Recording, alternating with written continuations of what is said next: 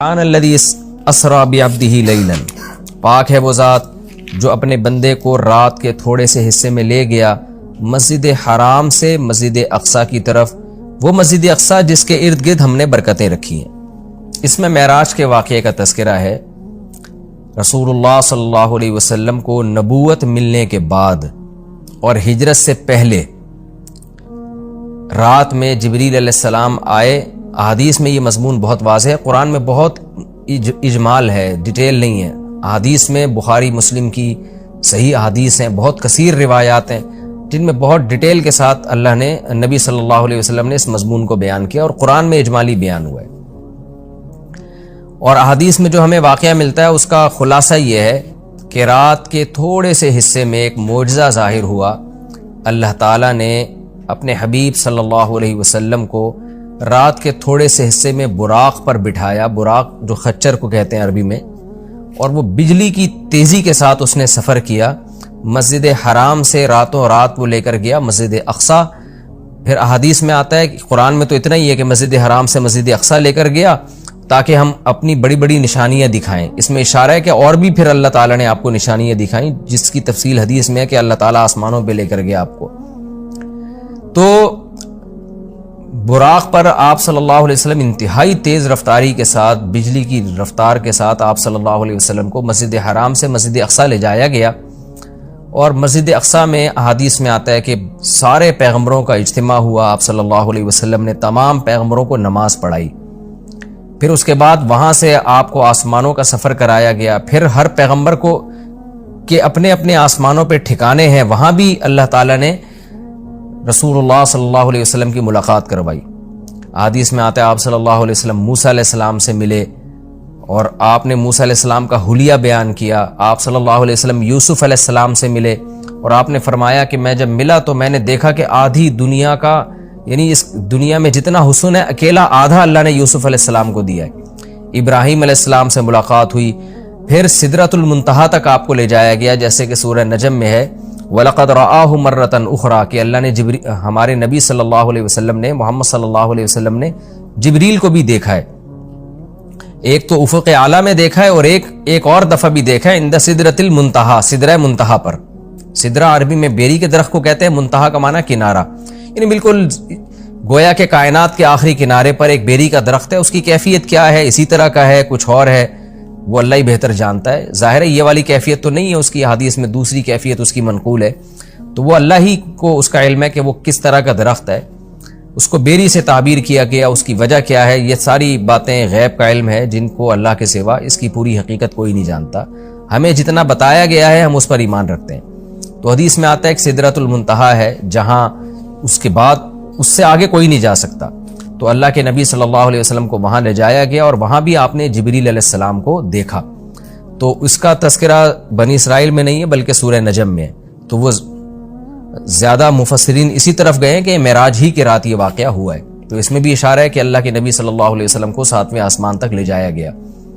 تو یہ سارا واقعہ ہوا اور رات کے تھوڑے سے حصے میں، اور پھر اللہ تعالیٰ رسول اللہ صلی اللہ علیہ وسلم کو دوبارہ واپس لے آئے، اور آپ صلی اللہ علیہ وسلم نے پھر جب مشرکین میں دعویٰ کیا کہ مجھے راتوں رات اس کائنات کی سیر کرائی گئی ہے، میں نے مسجد اقصی دیکھی، تو مشرکین نے مذاق اڑانا شروع کر دیا۔ مشہور واقعہ ابو جہل حضرت ابو بکر کے پاس آیا اور کہنے لگا کہ تمہارے ساتھی محمد صلی اللہ علیہ وسلم کا تمہیں پتہ ہے کہ انہوں نے کیا دعویٰ کیا ہے؟ ابو جہل کا خیال تھا کہ جب میں یہ واقعہ حضرت ابو بکر کو بتاؤں گا تو ابو بکر معاذ اللہ انکار کر بیٹھیں گے اور بولیں گے واقعی بھئی یہ تو محمد صلی اللہ علیہ وسلم نے معاذ اللہ جھوٹ کہا ہے اور آپ اللہ کے نبی نہیں ہیں۔ تو ابو جہل خوشی خوشی گیا اور کہا کہ تمہارے ساتھی نے کیا کہا ہے؟ تو حضرت ابو بکر نے فرمایا کہ کیا واقعی محمد صلی اللہ علیہ وسلم نے یہ دعویٰ کیا ہے؟ ابو جہل خوش ہو کے کہنے لگا ہاں بالکل دعویٰ کیا ہے۔ تو حضرت ابو بکر نے کہا کہ پھر بالکل صحیح کہا ہوگا، پھر واقعی ایسا ہوا ہوگا ان کے ساتھ، کیونکہ محمد صلی اللہ علیہ وسلم جھوٹ نہیں بولتے۔ تو جب آپ نے یہ دعویٰ کیا کہ ایسا میرے ساتھ ہوا ہے تو مشرکین مذاق اڑانے لگے، اور پھر آپ صلی اللہ علیہ وسلم سے بیت المقدس کے بارے میں پوچھنے لگے کہ اچھا آپ اس کا نقشہ بتائیں کیسا ہے، راستے میں جو ہے کون کون سے قافلے ہیں جو جا رہے ہیں۔ حالانکہ دیکھیں جب کوئی اتنی تیز رفتاری سے سفر کرتا ہے تو وہ راستوں کے قافلوں کا نہیں بتا سکتا کہ راستے میں کس کس سے ملاقات ہوئی۔ اور ایک دفعہ کسی عمارت کی جب زیارت ہوتی ہے تو پورا نقشہ بھی ذہن میں نہیں رہتا.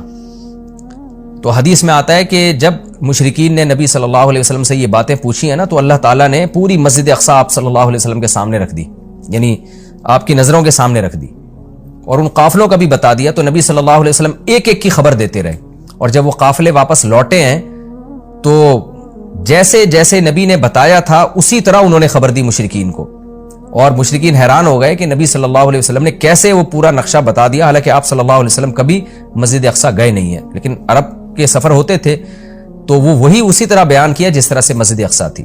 تو یہ ایک معجزہ اللہ نے ظاہر کرنا تھا. اس میں بہت ساری حکمتیں تھیں اور اس میں بہت سارے مضامین ہیں. سب سے پہلا سوال اس میں عام طور پر کیا جاتا ہے کہ اللہ کے حبیب صلی اللہ علیہ وسلم نے اللہ کی زیارت معراج کی رات کی یا نہیں کی. اس بارے میں دونوں طرف روایات ہیں، کوئی مضبوط بات ہمیں اس بارے میں ملتی نہیں ہے کہ زیارت ہوئی. جن احادیث میں آتا ہے کہ زیارت کی وہ قابل تعویل ہیں، اور بعض روایتوں میں صراحتاً نفی ہے. اس لیے اس بارے میں کوئی بھی شخص کوئی بھی نظریہ رکھ لے تو رکھ سکتا ہے. میرا اپنا رجحان یہ ہے کہ کسی مضبوط دلیل سے یہ ثابت ہوتا نہیں ہے کہ ہمارے حبیب صلی اللہ علیہ وسلم نے اس رات میں واقعی اللہ کی زیارت کی ہے. کوئی مضبوط روایت نہیں ہے، اور جو نفی کی روایتیں ہیں وہ زیادہ مضبوط ہیں، واللہ عالم. دوسرا یہ کہ اس میں حکمت کیا تھی، تو پہلی حکمت تو یہی تھی کہ نبی کا ایک معجزہ ظاہر کرنا تاکہ عربوں کو آپ کی نبوت پہ یقین آئے معجزات کے ذریعے. دوسری ایک بہت بڑی حکمت علماء نے یہ بیان کی ہے کہ اللہ تعالیٰ کیونکہ نبی صلی اللہ علیہ وسلم کو آخری نبی اور سب سے افضل نبی بنایا، تو آپ کے ساتھ ایک ایسا معجزہ ظاہر کیا گیا کہ جس سے آپ کا مقام تمام پیغمبروں سے بلند ہونا ثابت ہو جائے. اب دیکھیں اللہ کے حبیب صلی اللہ علیہ وسلم تو مسجد اقصی سفر کر ہی نہیں، بہت مشکل تھا آپ کے لیے وہاں تک سفر کرنا، جبکہ مسجد اقصی زیادہ تر پیغمبروں کا قبلہ رہا ہے. تو اتنی مقدس سرزمین سے اللہ تعالیٰ اپنے حبیب صلی اللہ علیہ وسلم کو اس کی برکتوں سے کیسے محروم کر سکتے تھے؟ تو اللہ تعالیٰ کی حکمت نے یہ تقاضا کیا کہ وہ سرزمین جو موسیٰ کلیم اللہ کا قبلہ رہی ہے، جو ابراہیم علیہ السلام جہاں نماز پڑھا کرتے تھے، جہاں یعقوب علیہ السلام، اسماعیل علیہ السلام، اسحاق علیہ السلام اور عیسیٰ علیہ السلام یہ سارے پیغمبر گزرے، تو اس زمین کی برکت نبی صلی اللہ علیہ وسلم بھی حاصل کریں. ایک تو یہ، اور دوسرا اس زمین کو پیغمبر کی برکت بھی ملے، یعنی اس زمین کی فضیلت میں اور اضافہ ہو کہ اتنے سارے پیغمبر یہاں آئے ہیں، تو یہ کیسے ہو سکتا ہے کہ محمد صلی اللہ علیہ وسلم کے قدم یہاں نہ ہو، تاکہ اس بیت المقدس کی فضیلت اور زیادہ بڑھ جائے.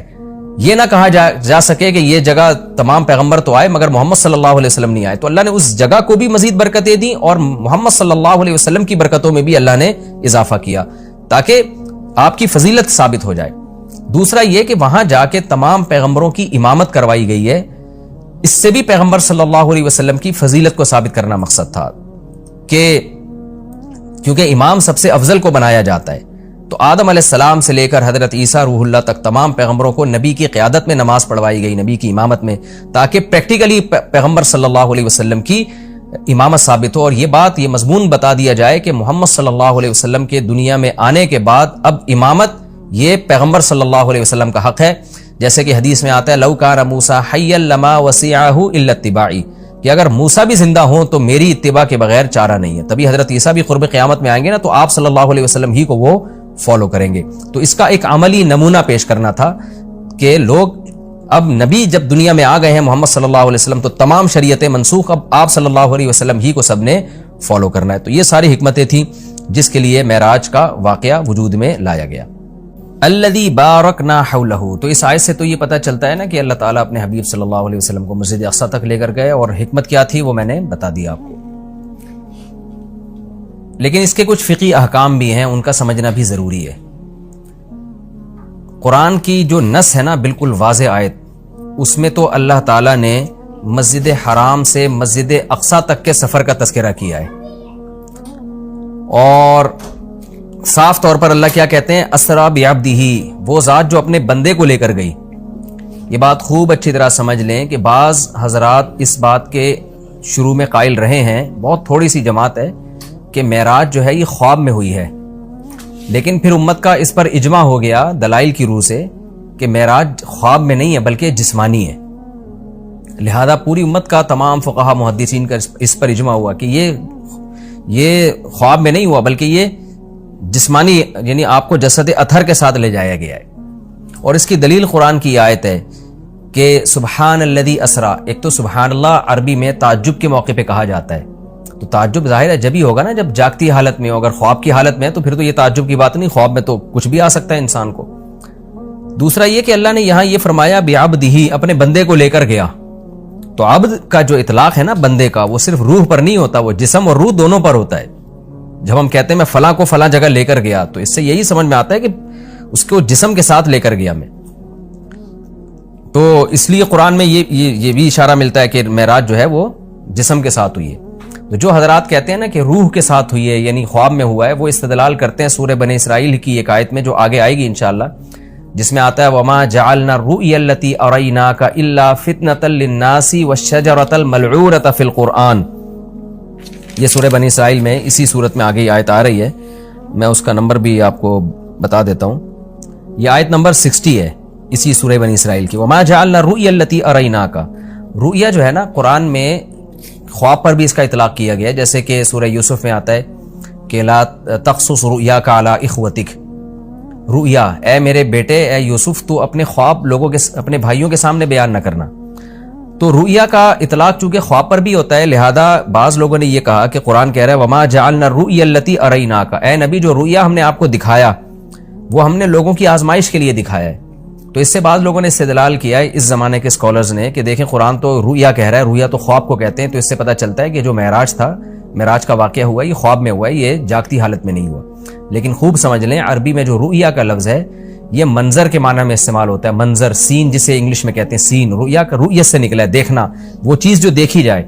تو خواب بھی چونکہ ایک سین ہوتا ہے, منظر ہوتا ہے, اس لیے اس کو رؤیا کہا جاتا ہے. یہ مطلب نہیں ہے کہ ہمیشہ رؤیا کا اطلاق خواب پر ہی ہوگا, اور اس کی دلیل اسی آیت میں موجود ہے. قرآن کیا کہہ رہا ہے, ہم نے جو آپ کو منظر دکھایا وہ اس لیے دکھایا تاکہ لوگوں کی آزمائش کا ذریعہ بنے. آزمائش جبھی ہوگی نا جب کچھ اس کو مانیں گے, جب کچھ انکار کریں گے. اگر یہ خواب ہوتا تو پھر آزمائش تھوڑی ہوتی, پھر تو مشرکین بھی کہہ لیتے بھائی خواب تو کچھ بھی آ سکتا ہے. اور آگے قرآن کیا کہہ رہا ہے والشجرۃ الملعونۃ فی القرآن. اسی طرح وہ درخت جو ملعون درخت ہے جس کو شجرہ زقوم کہا گیا ہے, وہ بھی ہم نے ایک لوگوں کے لیے آزمائش بنایا ہے. کیونکہ جب مشرکین مکہ کو بتایا گیا کہ کڑوا درخت ہے جہنم میں, تو فوراً انہوں نے کہا کہ درخت تو آگ میں اگ ہی نہیں سکتا, یہ تو پاسبل ہی نہیں ہے. تو اللہ نے اس کا جواب دیا کہ وہ جہنم کی جڑ, اس کی جو جڑیں ہیں وہ جہنم کی تہ میں ہیں. اور پھر اللہ نے بتایا کہ ہم نے وہ درخت اس لیے پیدا کیا ہے تاکہ یہ جو لوگ ہیں, جو مادہ پرست لوگ ہیں, یہ خدا کی قدرت کا انکار کریں, اور یہ انکار کریں کہ کہیں کہ درخت آگ میں نہیں پیدا ہو سکتا, جبکہ اللہ تو سب کچھ کر سکتا ہے. تو اب دیکھیں قرآن کیا کہہ رہا ہے کہ ہم نے جو ملعون درخت ہے وہ بھی لوگوں کے لیے فتنہ بنایا. کیا مطلب, اسباب کی دنیا میں وہ بھی پاسبل نہیں ہے کہ ایسا ہو, تبھی تو فتنہ ہے, تبھی تو آزمائش ہے. ایمان والے اس درخت کے وجود کے قائل ہوں گے, اور احمق اور بیوقوف جو خدا کی قدرت کا انکار کرتے ہیں وہ انہیں اس کی کوئی سائنسی لاجک سمجھ میں نہیں آئے گی تو وہ انکار کر دیں گے. تو اب قرآن نے معراج کے واقعے کو اور جو زقوم کا درخت ہے, آیت نمبر 60 سورہ بنی اسرائیل کی آیت نمبر 60, جی ہاں, اس صورت میں ایک ہی مقام پہ بیان کیا ہے. تو کیا مطلب, دونوں کا وقوع اس کی کوئی لاجک بنتی نہیں ہے, دونوں سیم ہیں. یعنی معراج کا واقعہ اور جہنم میں درخت کا پیدا ہونا یہ دونوں عقل سے بالاتر چیزیں ہیں. لہذا جو خدائی قدرت کے قائل ہیں وہ اس کا اقرار کریں گے, جو خدائی قدرت کے قائل نہیں ہیں وہ ان دونوں واقعات کا انکار کر دیں گے. تو اس سے بھی پتہ چلتا ہے کہ معراج جسم کے ساتھ ہوئی ہے, کیونکہ اگر اس کو خواب میں مان لیا جائے تو پھر یہ اس کی کوئی سائنسی دلیل دینے کی ہمیں ضرورت نہیں رہتی, کیونکہ خواب میں انسان کچھ بھی کر سکتا ہے, سب کچھ ہو سکتا ہے خواب میں اس کے ساتھ. تو یہ واضح قرائن ہے اس بات کے کہ خواب یہ جو معراج ہوئی ہے رسول اللہ صلی اللہ علیہ وسلم کو, یہ جسد اطہر کے ساتھ ہوئی ہے. یہ صرف روح کو آسمان میں نہیں لے جایا گیا, اور صرف جو ہے خواب میں یہ کام نہیں ہوا, بلکہ جسد اطہر کے ساتھ یہ کام ہوا ہے. اور حضرت عائشہ رضی اللہ تعالی عنہ سے ایک روایت ہے جس میں آتا ہے کہ رسول اللہ صلی اللہ علیہ وسلم کا جسد اطہر ما فقیدہ, اس طرح کے الفاظ ہے, صحیح حدیث ہے کہ وہ گم نہیں پایا گیا. تو بعض لوگوں نے اس سے استدلال کیا کہ امی عائشہ کو یہ دعویٰ کر رہی ہیں کہ نبی صلی اللہ علیہ وسلم کا جسد وہ گم نہیں پایا گیا, لہذا جسد وہیں تھا اور روح کو معراج ہوئی ہے. تو یہ خوب سمجھ لیں حضرت عائشہ کے کلام کا یہ مفہوم نہیں ہے. حضرت عائشہ کے کلام کا وہی مفہوم لیا جائے گا نا دیگر احادیث سے ثابت ہوتا ہے. تو مطلب یہ ہے کہ اتنی تھوڑی دیر کے لیے وہ جسم بستر سے غائب ہوا ہے کہ گم نہیں پایا گیا, یعنی کسی نے آپ کو تلاش کرنے کی کوشش نہیں کی. ورنہ اتنا بڑا واقعہ ہو کہ آپ مسجد اقصی میں جا رہے ہیں اور ساتوں آسمانوں کی آپ کو سیر کرائی جا رہی ہے تو اشکال ہوتا ہے نا کہ پھر تو جسم آپ کا غائب ہونا چاہیے تھا. لوگ تلاش کرتے کہ بھئی رسول اللہ صلی اللہ علیہ وسلم تو یہاں تھے, اب گئے کہاں اتنے ٹائم کے لیے. تو اتنا تھوڑے عرصے میں یہ آنن فانن بجلی کی رفتار کے ساتھ ہوا ہے کہ رسول اللہ صلی اللہ علیہ وسلم کو تلاش کرنے کی کوشش نہیں کی گئی. ایک سیکنڈ کے بھی ہو سکتا ہے ہزارویں حصے کے اندر یہ کام ہوا. اب رہا یہ مسئلہ کہ یہ کام سیکنڈ کے ہزارویں حصے میں ہو کیسے گیا. جب اتنے واقعات ہوئے, مسجد اقصی میں آپ گئے, اتنا لمبا سفر, پھر وہاں اپنے پیغمبروں کو نماز پڑھائی, پھر وہاں سے آپ کو آسمانوں کی سیر کرائی گئی, مختلف آسمانوں پہ دوبارہ سے مختلف پیغمبروں سے ملاقات ہوئی, اور یہ سارا واقعہ ہونے کے بعد دوبارہ براق پہ بجلی کی رفتار کے ساتھ آپ کو لایا گیا, اور پھر آسمان میں آکسیجن کہاں تھی, اور ایک تیز اتنی اسپیڈ کے ساتھ چلے گی وہ تو ہوا میں رگڑ کھا کے جو ہے ہلاک ہو جائے گی جیسے کہ وہ خچر تھا یا جو براق تھا. تو یہ ساری چیزیں کیسے ممکن ہے؟ تو ان تمام باتوں کا جواب اللہ نے سبحان الذی میں دے دیا کہ سبحان الذی وہ ذات ہر عیب سے پاک ہے جس نے یہ کام کیا. کیا مطلب؟ یہ انسانوں کے لیے ناممکن ہے, اللہ کے لیے ناممکن نہیں ہے, کیونکہ اللہ تعالیٰ عیب سے پاک ہے, اور عاجز ہونا, کسی کام کو نہ کر سکنا, یہ بھی ایک عیب ہے. تو یہ عیب انسانوں میں پایا جاتا ہے, یہ اللہ میں نہیں پایا جاتا. اسی لیے بار بار یہ بات کہی جاتی ہے کہ معجزہ یا کرامت یہ اللہ کی قدرت کی دلیل ہوتی ہے, یہ پیغمبر کی یا انسانوں کی قدرت کی دلیل نہیں ہوتی, یا بزرگوں کی قدرت کی دلیل نہیں ہوتی, یہ اللہ کی قدرت کی دلیل ہے. تو اللہ سب کچھ کر سکتا ہے. اور اس میں ایک علمی نقطہ مفسرین نے بہت زبردست بھی بیان کیا کہ دیکھیں اللہ نے محمد صلی اللہ علیہ وسلم کے لیے عبد کا لفظ استعمال کیا اور اپنے لیے سبحان اللہ کا لفظ استعمال کیا. یعنی یہ بتا دیا کہ معراج کا واقعہ جو وقوع میں آیا ہے اس سے محمد صلی اللہ علیہ وسلم کا عبد ہونا اس میں کمی نہیں ہوئی, بلکہ آپ تو اللہ کے غلام ہیں, عبد ہیں. تو یہ آپ کی طاقت اور قدرت کی دلیل نہیں ہے, کیونکہ آپ تو غلام ہیں, عبد ہیں, سارے انسان اللہ کے عبد ہیں. تو یہ اللہ کی قدرت کی دلیل ہے.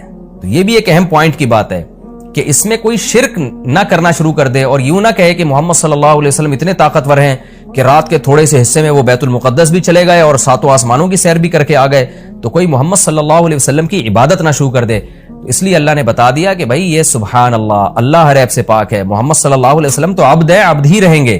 اللہ نے آپ کو عبد بنایا, تو عبد کی عبادت نہیں ہوتی, عبادت معبود کی ہوتی ہے. اب میں آگے چلتا ہوں. میں نے مختصر معراج کا واقعہ بیان کیا, باقی معراج کس رات کو ہوئی خوب سمجھ لیں, اس بارے میں کوئی مستند روایت موجود نہیں ہے, یعنی اس کی اسپیسیفک تاریخ کہ کس تاریخ کو یہ واقعہ وجود میں آئے. 27 رجب لوگوں نے خود گڑی ہوئی ہے, اس پر کوئی صحیح حدیث موجود نہیں ہے. تو ہمیں بس اتنا ایمان ہے کہ معراج کا واقعہ ہوا ہے. اچھا, نبی صلی اللہ علیہ وسلم کے مسجد حرام سے مسجد اقصی تک جانے کے عمل کو اسراء کہا جاتا ہے, اور مسجد اقصی سے ساتویں آسمان تک جانے کے عمل کو معراج کہا جاتا ہے. یہ بھی ایک ٹرم خوب اچھی طرح سے آپ سمجھ لیں. تو اسراء کا عمل اور معراج کا عمل, اور علماء نے یہ کہا ہے, یہ مسئلہ بیان کیا ہے کہ جو مسجد اقصی تک جانے کا بھی انکار کرے گا وہ کافر ہو جائے گا, کیونکہ قرآن کی صریح آیت موجود ہے. اور جو آسمانوں پہ جانے کا انکار کرے گا تو اگر وہ کوئی تعویل کر رہا ہے احادیث کی یا خبر واحد ہونے کی وجہ سے تو وہ گمراہ ہوگا, کافر نہیں ہوگا. لیکن جو ضد اور ہٹ دھرمی میں انکار کر رہا ہے صرف نبی صلی اللہ علیہ وسلم کی بات کو غلط قرار دے کر, تو پھر وہ بھی کافر ہو جائے گا. تو اس لیے معراج کا یعنی مسجد حرام سے مسجد اقصی تک جانے کا تو قرآن میں چونکہ صراحتاً ذکر ہے, اس کا انکار تو بالکل قرآن کا انکار کہلائے گا. اور جو احادیث کا انکار کرتا ہے تو اگر کوئی تعویل کرتا ہے تو گمراہ کہلائے گا, تعویل نہیں کرتا تو پھر وہ بھی کافر کہلائے گا.